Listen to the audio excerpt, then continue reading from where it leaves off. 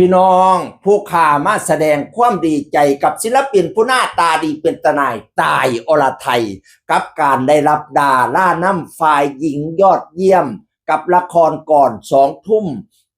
ในละครเรียงดังธรณีพี่น้องเอ๋ยร่างวัดนาฏตลาดครั้งที่16ประจำปี2568ได้รับรางวัลดาราน้ำฝ่ายหญิงยอดเยี่ยมนักแสดงยอดเยี่ยมฝ่ายหญิงบ่แม่นธรรมดาดิตายอรไทยนะพี่น้องเอ๋ยแสดงมา4เรื่องแล้วเว้าสู่ฟังนะตอนแรกก็เป็นนักร้องเนาะค่ายแกมมี่โกนะออกเพลงหยังมากก็ดังบัดนี้ให้เขาให้แกมมี่โกกับป้อนงานให้ไปแสดงละครแสดงเรื่องแรกนั่นดาวจรัสฟ้าแล้วว่าทายละครไปโอ้ยจะแม่นบ่มีความสุขจะแม่นอึดอัดให้ปานใดสิจบปานใดสิเลวสิทั่ว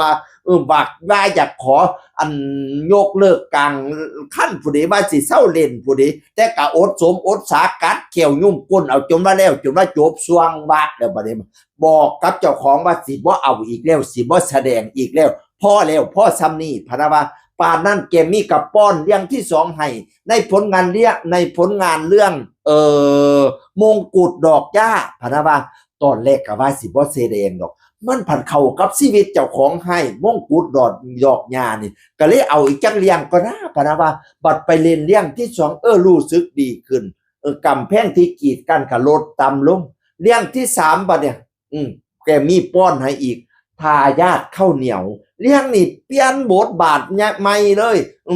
มีบูมีโศกมีต่อยโอ้ยทั้งเล่นทั้งมวนพะนะว่าน่ะ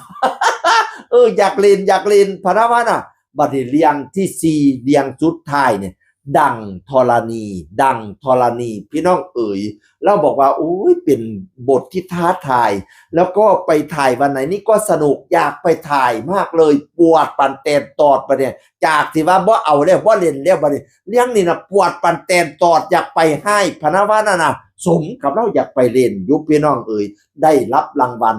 นักแสดงนำฝ่ายหญิงยอดเยี่ยมละครก่อน2 ทุ่มกับรางวัลนาฏตลาดครั้งที่16ประจำปี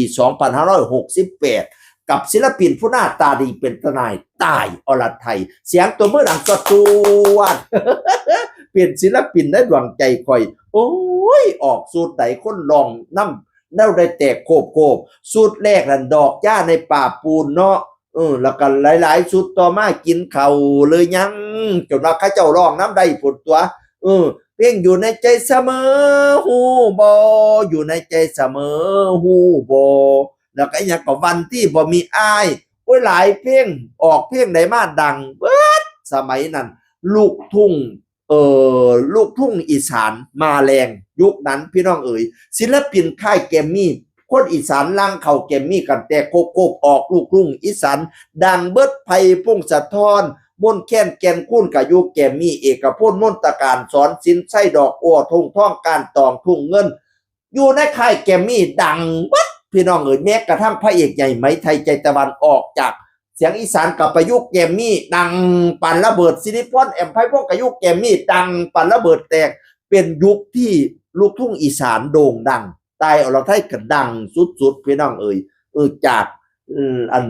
นักร้องเนาะนักร้องลูกทุ่งอีสานก็มาเป็นดาราบัดเนี่ยแสดงละครทั้งช่อง31แล้วฝากเรื่องสุดท้ายเรื่องที่5ยุดเน็ตเด้อสิออกอากาศไว้นี่รอติดตามผลงานมื้อนี้ก็มาแสดงความยินดีกับตายอรไทยเด้อกับรางวัลนัดตลาดครั้งที่16ประจำปี2568ให้โยยิงอย่าได้กิ้งกุลุ่มลงน้ำเมลาที่หุงเฮียงเลี้ยงเจริญไปเรื่อยเด้ออีหล่าเอ้ยเสียงอื่นคนเก่าเว้าสู่ฟังสวัสดีครับ